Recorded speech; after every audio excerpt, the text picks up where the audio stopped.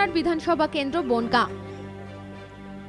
এই বিধানসভা কেন্দ্রের অন্তর্গত গ্রামগুলি হল গাঙ্গুলিগাঁও, মুস্তাফাপুর, সুতিয়া, বাঁশঘাটা। ভোটার সংখ্যাও নেহাত মন্দ নয়। সে কারণেই প্রতি বছর ভোটের সময় এখানকার মানুষগুলো শুনতে পান অজস্র প্রতিশ্রুতি।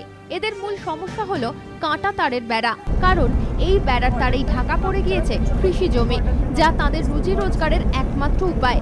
নির্বাচনী বিধি চালু হয়ে যাওয়ার পর ছেড়ে দিতে হয় বেশ কিছুটা জমি, ফলে চাষ করা যায় না সেই জমিতে, টান পড়ে প্রতিদিনকার ভাতের গ্রাসে।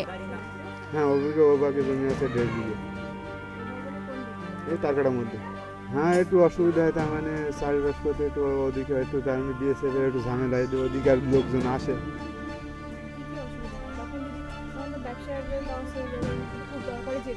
হ্যাঁ, দরকারে তো এমনি পটলের সবজি টবজি আছে, চাষবাস করতে একটু যাইতে হয়। এই মানুষগুলো প্রতিবারই বিশ্বাস করেন সমস্যার সমাধান হবে, কিন্তু ভোট পোহালেই যে কে সেই, তাই প্রতিবারই হতাশ হতে হয় এদের। সরকারি যেটা আছে সেটা যদি 150 গাছ কিংবা 200 গাছের মধ্যে দিয়ে হয়, তাহলে আমাদের অনেক চাষের জমি বাইরে পড়তো, আমরা চাষ করতে পারতাম, যেটা যেতে আমাদের একটু অসুবিধা হয়, যাদের পাশে পাট কাঠ লাগাতে পারতাম। তাহলে ওই যে 150 গাছের জন্য আর 400 গাছ, তবে অনেক ডিস্টেন্স হয়ে গেছে, যেটা পুরুলের পক্ষে হয়েছে, মাঝখান থেকে একদম চলে গেছে। এই জায়গাটার সমস্যাটা আমাদের অনেকটা সলভ হয়ে যেত। তাছাড়া অসুবিধা হয় বলে চাষবাসের তো অসুবিধাটা আছে, তারপরে বিএসএফের জওয়ান যাপনে আছে, আমাদের যেতে হয়। সীমান্তের সমস্যা বহুদিনের।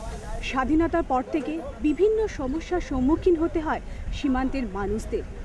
ভোট আসে, ভোট যায়, কোনো রাজনৈতিক দলই চেষ্টা করে না এদের সমস্যার সমাধান করার জন্য।